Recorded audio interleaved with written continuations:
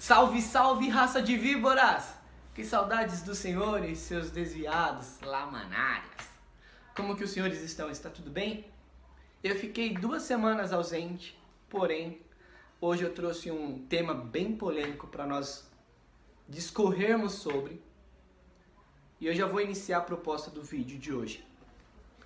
O Brasil é um país predominantemente cristão. Só que a cristandade ela é dividida entre católicos e protestantes, mais conhecido como evangélicos. A pergunta que eu vos faço é: por que há essa distinção? Visto que no fim, todos são cristãos.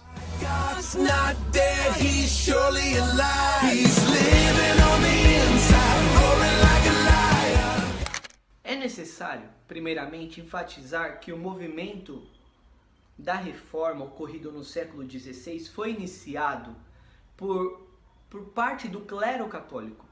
Por exemplo, Martinho Lutero, ele era tanto monge como padre, como também professor de teologia católico.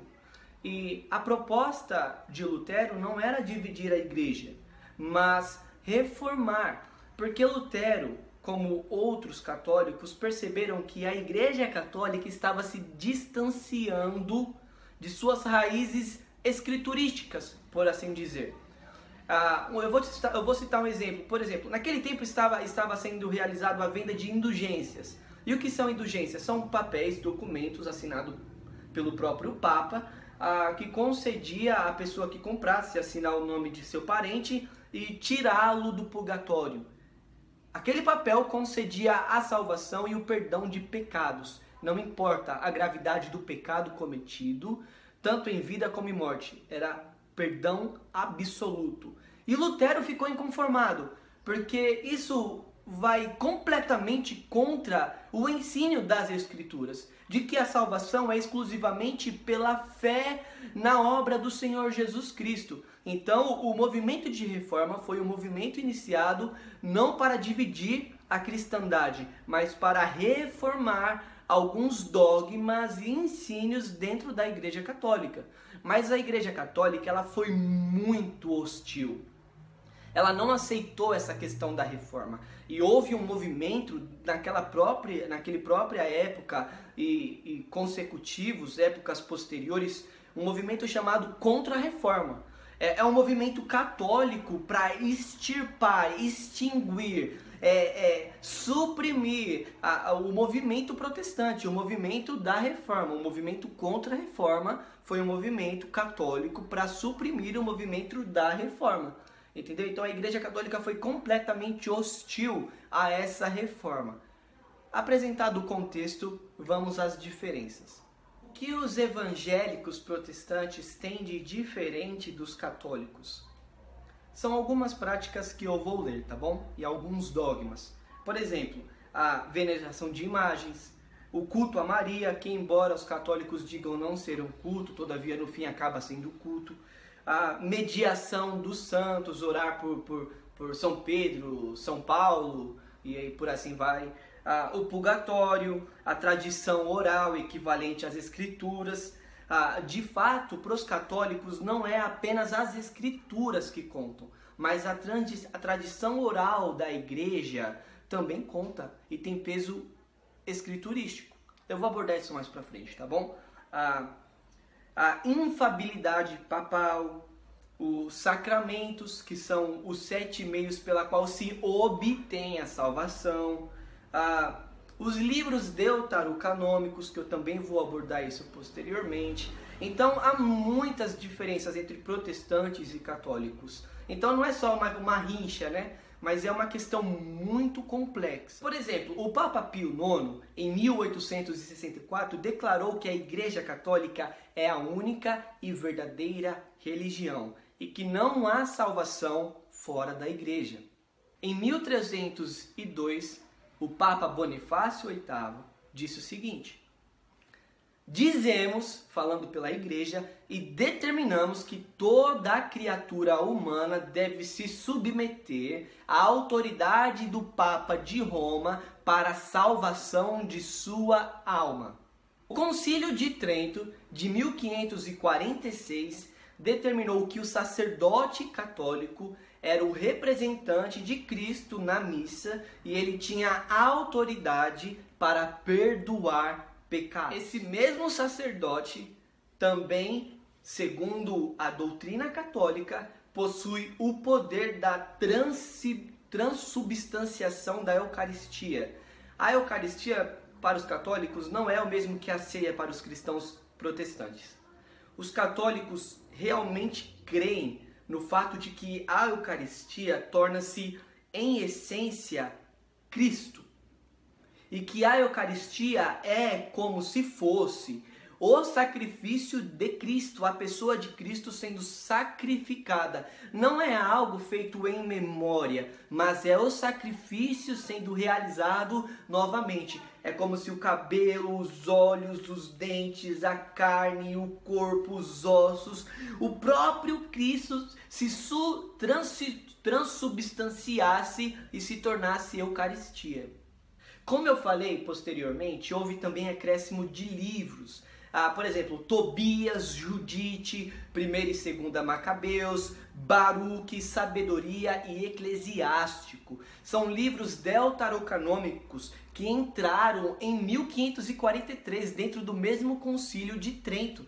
Então são livros que a Igreja Católica colocou 1500 anos praticamente depois do cânon ter sido encerrado. Segundo a tradição católica, o Papa é sucessor direto de Cristo e de Pedro.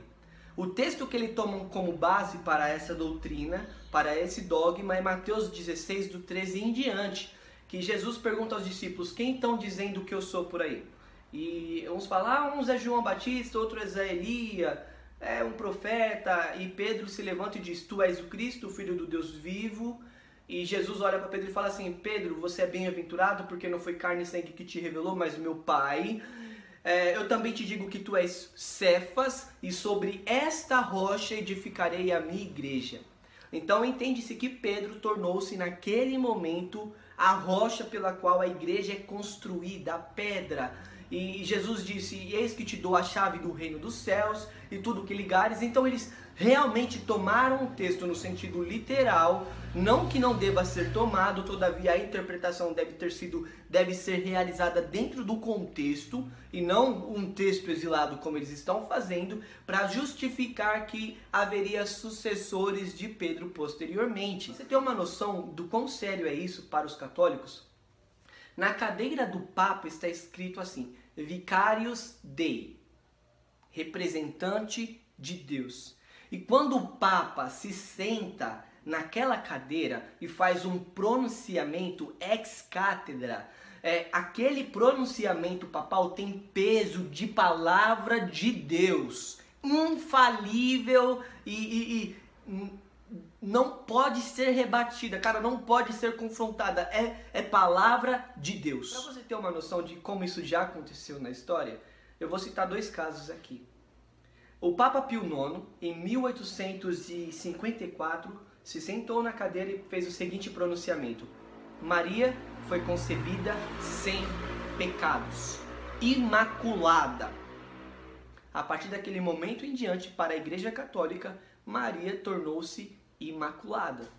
O Papa Pio XII, em 1950, se sentou na mesma cadeira e disse o seguinte: Maria subiu aos céus.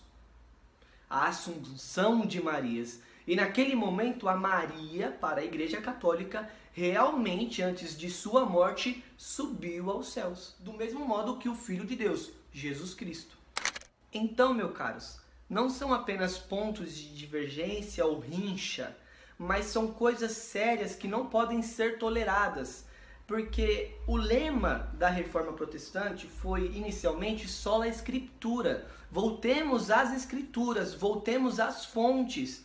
Então, para o protestante, o evangélico, a palavra de Deus é infalível e somente ela é meio pela qual nós obtemos o conhecimento acerca da vontade de Deus. Mas para a Igreja Católica, como eu apresentei, não é assim que funciona.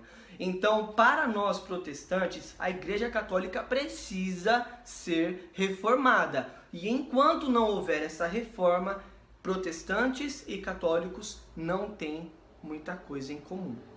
Os católicos, eu disse recentemente para uma pessoa, os católicos, eles são primos distantes, mas bem distantes mesmo. E eu vejo o católico como um apóstata, que precisa retornar às escrituras. Eu não estou dizendo que todos os católicos estão condenados.